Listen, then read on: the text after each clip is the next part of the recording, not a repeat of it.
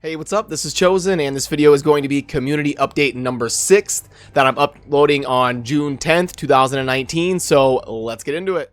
Alrighty, I haven't had to do a community update video for almost a month now, so this is exciting. We're getting some news from Cirilla, who is community manager for Raid Shadow Legends. There was a post that went up today that I'll go over, and I also wanted to kind of talk about some things that are kind of changing and going on.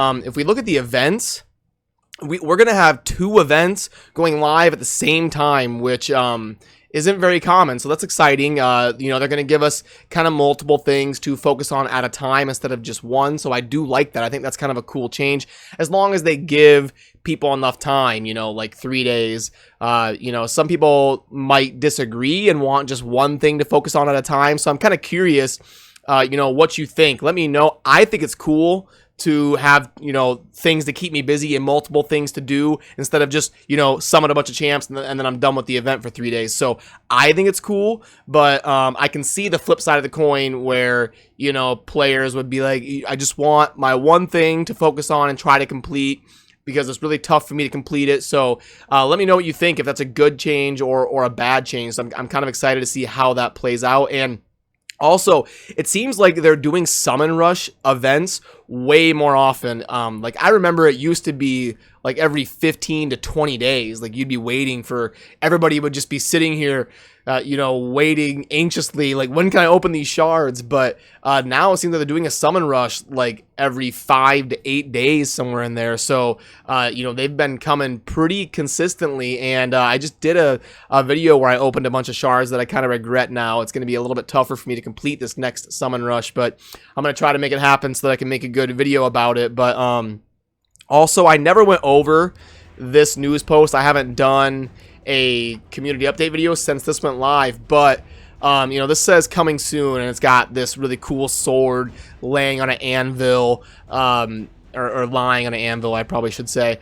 And what's the one thing we noticed that's interesting about this? This sword has 6 stars. 1, 2, 3, 4, 5, 6.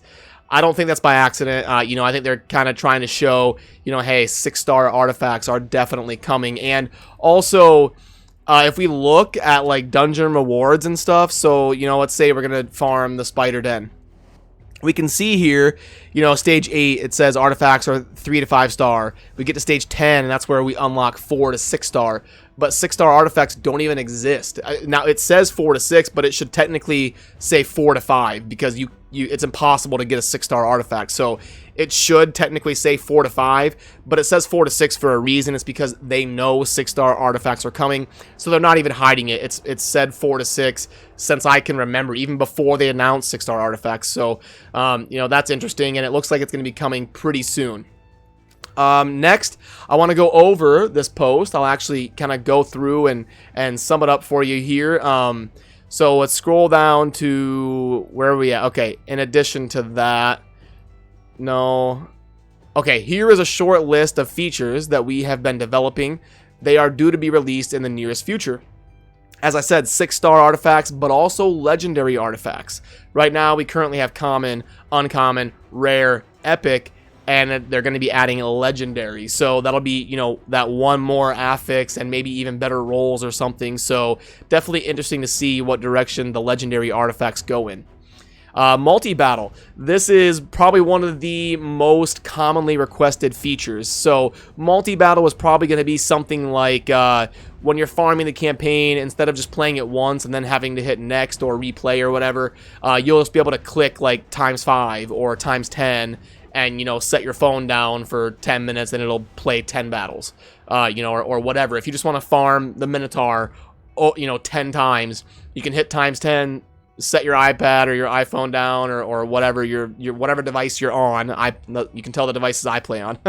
But yeah, you'll be able to hit like ×10 and just walk away and let it do its thing. So it looks like they're listening to feedback and very interested in adding that soon. New fusion.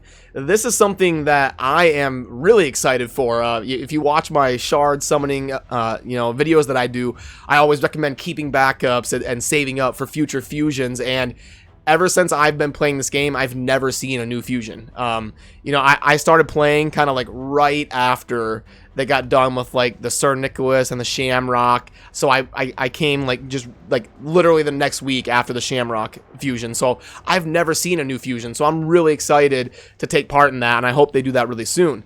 New daily login rewards, including brand new champions. That's really cool. Introducing new champions is always great for a game like this.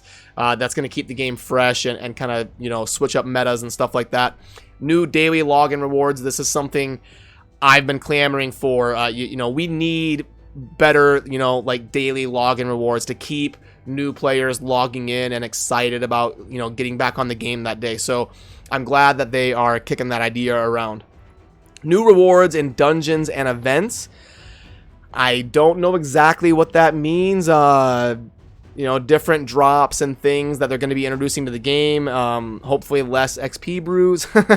I know none of us like to get those XP brews when we're farming dungeons and you spend all that energy and just get an XP brew. So, you know, I wonder if they're going to be reworking that in some way.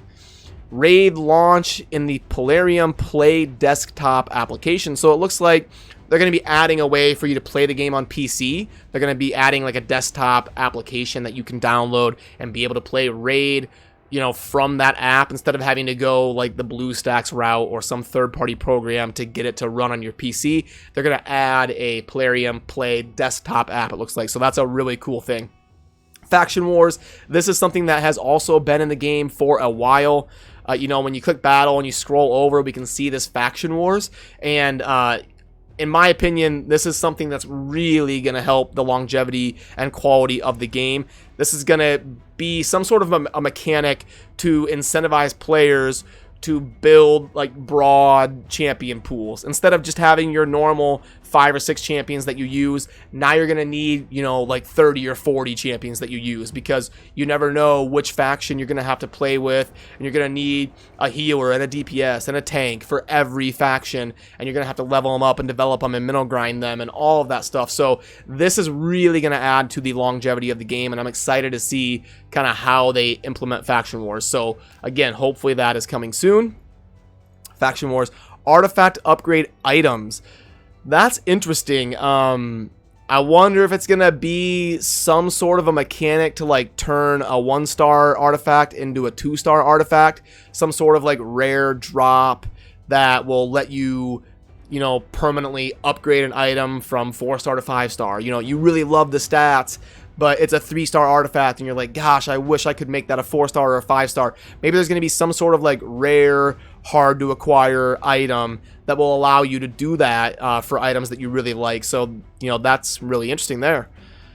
Okay, we are also still reviewing all legendary, epic, and rare champions that are underperforming and plan to rebalance them. It is going to be a massive undertaking and a boost to your champions. You know, games like this always need to be paying attention to the metas and kind of rebalancing things. So it's really good that they're, you know, advertising that they're looking into this. This is why I tell you never sacrifice your epics and your legendaries, because they're going to be the first ones to get rebalanced if they're terrible. So, you know, odds are epics and legendaries that are really bad are going to get a boost. So that's why I say never to get rid of them. And it looks like they're even looking to rebalance some rares. So, you know, I would say for now, at least keep 1 duplicate of a rare. You know, that way, worst case scenario, if a rare becomes really good, you can put some skill books into it or something. So hang on to those heroes for now until we see more. Since our game is relatively young, we still have many obstacles to overcome and difficulties to tackle on the way to bringing Raid to the level we want it to be on. Some of those problems are predictable, others arise unexpectedly, like the crashes and loading issues we have been trying to eliminate. Tackling those issues is one of our top priorities. This is a big point of contention in the Raid community currently. I know that we're all frustrated about the crashes, and you know, me personally, you know, I love the game too, just because I make videos about it. You know, when it comes down to it, I am still a Raid player, and I love the game, and I experience the same things you guys experience. It's very frustrating to lose. I've lost so many clan boss keys, and they cost 100 gems. And, you know, you hate to have to spend 100 gems because the game crashed, but yet I want to do my part for my clan. So, you know, there's been a couple times I've just bit the bullet and spent the 100 gems for a clan boss key. I posted in the Plarium moderator chat that I'm in to lower the price of clan boss keys until we get this fixed. You know, make them 20 gems or something, so that people can at least, you know, realistically buy a key when their game crashes, or to not take your key from you until the fight like loads. You know, it's because 99.9% of the time when your game crashes, it's on a loading screen. So you know what? Just at least for now, for like temporarily, wait, don't take my key or take my energy until we get past the loading screen. And I know that's an abusable mechanic, like, well, you can't take it after the battle, because then if somebody's losing, or, you know, a campaign level or whatever, they can just leave. And it's like, you know, no, like, take it right after the loading screen, like right when your heroes are running up to battle.